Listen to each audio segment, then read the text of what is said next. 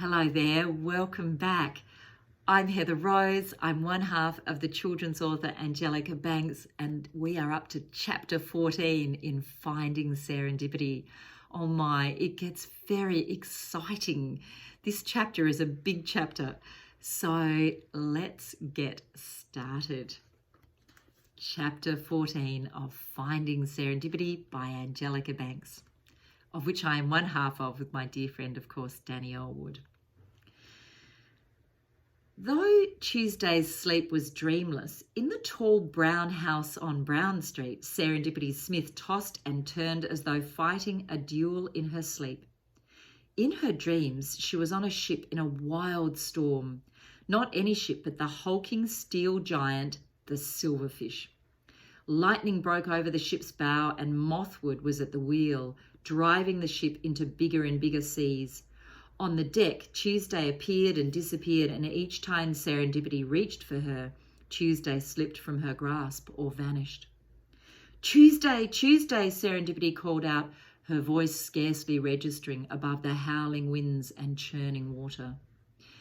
Serendipity's dream refocused. The Silverfish rested at anchor in the eerie light of the pre-dawn. Mothwood's men were gathered on the deck. Lanterns hung from above, illuminating something lying on a table. It was the dead body of Carsten Mothwood. The men had laid him out for his burial at sea. At the first light of dawn, the body would be thrown into the water, but first it must be stitched into a burial shroud. Serendipity sat up in her bed, eyes wide open, her pulse racing. I've got it, she said to herself. I know what to do. I know how to reach Tuesday." Vivienne Small bent down and whispered into the ear of the sleeping Tuesday. "Psst," she said, and when Tuesday opened her eyes, she found herself looking right into Vivienne Small's excited face. Tuesday blinked and yawned. "What time is it?" she asked.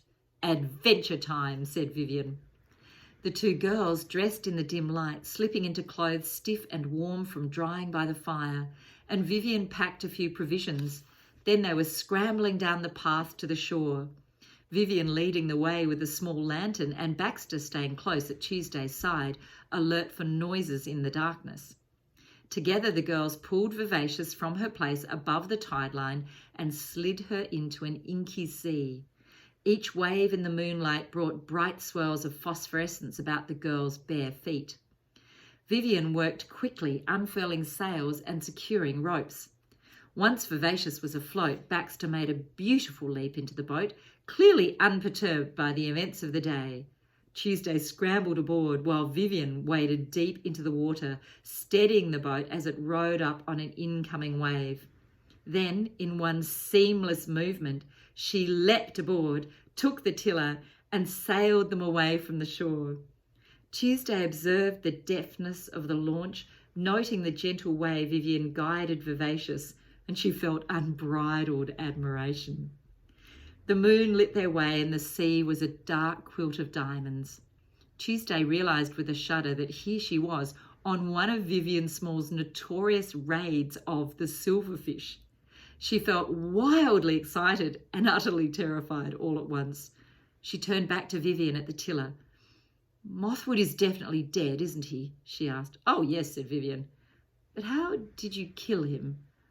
"I didn't exactly kill him," said Vivienne, but Tuesday could make out her grin in the darkness. "If he'd shown the tiniest ounce of decency, he wouldn't have died. But he did die, right there." She pointed ahead into the night. "He fell from the top of the cliffs to the very bottom. He most likely broke every bone in his body." Tuesday wanted to know much more, and at the same time she didn't. It seemed wrong to know too much about the ending of a book she had waited so long to read. So she bit her lip to stop herself asking any questions, ruffled the fur on Baxter's head, and tucked herself up close to him in order to keep out the breeze. With Vivienne at the helm, Vivacious skipped across the sea like a skier on fresh snow. Tuesday could feel the wind on her face and the taste of salt spray that lifted off the water. Stars peeped through the occasional tear in the clouds. Here she was, sailing in darkness with Vivienne Small, to steal the maps of Carston Mothwood. Then a chill thought occurred to her. "Vivienne," asked Tuesday, breaking the silence that had fallen between them, "will Mothwood's body be there on the Silverfish? I mean, what do they do when a pirate dies?" "They'll bury him at sea at dawn," said Vivienne. "You mean today when the sun comes up?" "Yes," said Vivienne. "So how are we going to steal the maps if all the pirates are on board?" Tuesday asked. "Well, that's the fun part, isn't it?" said Vivienne. The cliffs of Cartavia were a ghostly grey as Vivacious slid past the wall of rock. Tuesday observed the glowing remains of a great fire still smouldering on the shore. Ahead, unmistakable in the cool light of the moon, was a ship at anchor. Tuesday gazed at the distinctive silhouette of the Silverfish with its 3 masts and razor-sharp prow, the fastest and most feared ship on the sea. What Tuesday didn't see immediately was a flag bearing an eye and a fish skeleton at half-mast in honour of the passing of the captain. But Vivienne saw it, and it gave her an idea. "While they're burying Mothwood, let's go get ourselves a little souvenir," she said to Tuesday, indicating ahead. "Mothwood's flag." Tuesday's eyes widened. "Oh," she said. Vivienne swung the dinghy into the breeze and with hardly a sound dropped the mainsail. Then, using only the small sail at the bow to guide them, she slipped Vivacious alongside the Silverfish, next to a metal ladder giving access to the deck. Beside the Silverfish, Vivienne was as tiny as a thimble next to a bucket. Vivienne furled the jib and secured the tiller. A gust of chilly wind gave Tuesday goosebumps. She wrinkled her nose at the foul smell emanating from the hull of the colossal ship. From somewhere above them, they could hear the murmuring of voices, and Tuesday had never been more frightened in her life. She felt sick at the thought of her mother being on this awful ship, captive in some dank cell, manacled and hungry, having lived only on scraps for days. She crept close to Vivienne and whispered right into her ear, "While you're getting the maps, don't forget to check if my mother is here. I have a bad feeling she's being held hostage." Vivienne nodded grimly, then began to climb stealthily up the ladder onto the deck. She disappeared from Tuesday's view momentarily, then reappeared, signalling to Tuesday to come up. They both knew the plan. Vivienne would creep into the captain's cabin and steal the maps, while Tuesday kept watch. But now it was time to put the plan into action. And Tuesday was terrified.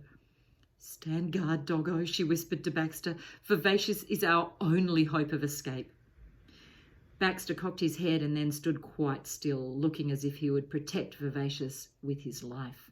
"Good boy," Tuesday whispered, and then, her legs trembling, she too climbed the ladder to the deck. She quickly slipped into the shadows beside Vivienne. Together they slid along the wall, and Vivienne indicated to Tuesday to look. When Tuesday peeked out, what she saw was the corpse of Carston Mothwood laid out on a large timber chest on the deck, and though it was dressed in the black shirt and trousers and the dark green cloak that were Mothwood's usual garb, there was something about the body that wasn't quite right. All its limbs were crooked. One arm was laid in a direction that should not be possible for an arm. One knee and the foot below were pitched backwards. Mothwood's head was skewed awkwardly to one side. Lying beside Mothwood, tucked under his arm, was the lifeless figure of Baldwin, the crow that had attacked Vivienne in her treehouse. The old bird's act of revenge had taken the last of his strength. After he had seen the tree fall, he had flown back to the Silverfish, laid himself at his dead captain's side, and breathed his final breath. The sailors had decided to bury him with his captain. Tuesday had never seen a dead body before, and it made her mouth go dry. Mothwood looked so very dead, so very grey and still, but she realised as she swallowed that she felt much more comfortable seeing Mothwood dead than she would have felt if he'd been alive. "It's really him," she whispered, gripping Vivienne's tiny arm, "and that miserable bald one. whispered Vivienne. "If he wasn't dead already, I'd have a hard time not killing him myself. But it's good to see some of my handiwork," she said, indicating the pirates sporting bandages. One of them had a hole right through his cheek. "From yesterday," said Vivienne, "at the tree. Now wait here, and if anyone moves to go below decks, make an owl call." "An owl call?" Tuesday wondered as Vivienne slipped away to the rear of the wheelhouse. She had never attempted an owl call in her life, but it was too late to tell Vivienne. She would just have to manage it if the time came. Tuesday promised herself that if she got off the ship alive and safely home again, she would learn such a good owl call that even an owl wouldn't know the difference. Down on the deck, she could hear the pirates arguing. She edged a little closer and listened. "Gum cheated," said a rough voice. "He had that up his sleeve. That wasn't the stick he pulled out. It's a trick. Blast you, Finger, you're a lying worm on my honour," came another voice, a slippery, high-pitched voice. At this all the pirates chuckled. It was a sure sign when a pirate swore on his honour that he was lying through his teeth. "What say you, Flem?" "I say we'll do it again," said a deep and menacing voice, presumably belonging to Flem. "All back in the pot." The pirates huddled together, and Tuesday heard the rattle of sticks as the pirates each put the stick they had drawn back into a tin can. Then he heard Finger's rough voice say, "I object. As boatswain, I am in charge of all matters pertaining to sails and rigging, and as such, the privilege of sewing our late captain in his final blanket should be mine." Excuse me.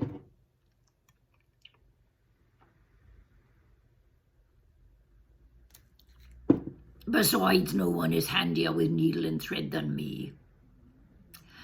There were a few grunts of agreement, but Gum said, "Well, as the first mate I am with the captain departed for the afterlife, the new captain of this here vessel, and in charge of all ceremonies, so it should be by all rights be me that does the sewing of the shroud. Isn't that right, Flem?" "I think with the captain dead, all roles and titles are to be freshly agreed," said Flem. There were jeers, and then a quarrel broke out with all manner of terrible accusations and cries of "Finger, Flem, come! Finger, Flem, come!" Meanwhile, moving as stealthily as a shadow, Vivienne Small had entered the brig in the bows of the ship where prisoners were usually kept. It was empty, except for the large black rats that watched her passing with mute regard. Vivienne remembered these rats only too well. They had been her constant companions when Mothwood had held her captive for a week. She had a certain respect for rats too, for it had been a rat that had chewed through her ropes and freed her. Next, Vivienne made her way up through the sailors' quarters and then held her breath as she tiptoed through the stinking, fetid galley where the sailors' meals were prepared. She heard the pirates arguing on the deck above her as she followed the corridor that led to Mothwood's cabin. Once inside, she quietly closed the door and looked about her. In the moonlight, spearing through the porthole, she could see that the cabin was quite empty. Clearly no prisoners were held captive here. Silently and carefully, she lit Mothwood's lamp to give herself more light to search by. On the table were charts and a compass, and Vivienne had the eerie impression that Mothwood had stepped from the room just a moment before. To the left was the bed Mothwood had slept in, the sheets untidily crumpled, and the pillow bearing a dent where his head had rested only the night before. Death is a sudden thing, Vivienne thought, still amazed by the idea that her enemy was no longer alive. She picked up a book that lay open on the bedside table and was not surprised to find it was a volume of rhyming poetry. That was his way, she thought, to be clever with words. Once he had called after her, "If only my words were as sharp as my blade, in a watery grave, Vivienne Small, you'd be laid." And another time he had jeered into her face, If all the world's treasure were offered to me, still your death my greatest joy would be." She shivered, recalling these haunting rhymes, and as she replaced the book on the table, Vivienne thought how glad she was never to have to hear Mothwood's voice again. Up on deck, the argument had come to an abrupt halt. Finger had again drawn the longest straw, and this time nobody questioned his right to perform the task. He straightened the captain's twisted limbs and head as best he could, though this was easier said than done. "He's broken to pieces," said Liver sorrowfully. "He is no coming back after a fall like that," muttered Phlegm, and everyone nodded and grunted their agreement. The sailors launched into a song fit for such an occasion about the perils of the sea and the beauty of an afterlife beneath the waves. Fixing the canvas tight about the body, they swaddled the captain as well as any newborn baby, with only his bleak face visible in the wrap of canvas. Starting at the feet, Finger began sewing the shroud together while the men held the lanterns high. The boatswain sewed swift and sure, the needle large and sharp, his fingers strong with years of darning sails, mending cloth, and plaiting ropes, hence his name, Finger. The rest of the men kept up their singing as the shroud was sewn tight around the corpse. Below, in Mothwood's cabin, Vivienne heard the song begin. She gathered up the maps off the table. She rolled them tightly and slid them into a long leather cylinder, secured the strap over her shoulder, and retreated. She checked the cabins, port and starboard as she went. All was dark and still. Tuesday's mother was not here, Vivienne was certain, and there was no evidence she ever had been. Back on deck, Vivienne slipped down beside Tuesday, who stood transfixed by the sight of the boatswain sewing the dead captain into his shroud. "No prisoners below," Vivienne whispered. Tuesday nodded, feeling a mixture of relief and disappointment at this news. "Got these, though," said Vivienne, taking the map cylinder off her shoulder and laying it down silently on the deck. Vivienne nudged Tuesday and pointed upwards, where Mothwood's flag fluttered at half-mast. "Want to come with me?" she whispered, grinning at Tuesday. "You go," Tuesday said. "I'll stand guard." This sounded brave, but in truth Tuesday had been struck almost dumb with fear ever since she had arrived on the Silverfish. Vivienne, appearing not to notice Tuesday's terror, nodded in agreement. Tuesday watched as her small black shape flitted down the short flight of stairs onto the deck and then across the deck behind the pirates, who were too consumed with the stitching of their captain into his burial shroud to sense that his greatest enemy was just a few feet away. And that, my dear ones, is chapter 14. Now, I know at the end of chapter 13 we talked about writing about something that you know about, something that you already know about. And you might have even done a little bit more research to find out some more about that thing that you know about. Now, the trick with a story is very simple when all is said and done. Of course, we can have characters, we can write about things we know, we can have wonderful places that we write about. They could be imaginary places, they could be based on places we know, like our own homes or the bush beside our house, or our own love of sailing, or whatever it is that you know about. But if you want to be a writer and you want to write a story, every story needs one thing. And do you know what that is? It needs a problem. And the bigger the problem, the better the story.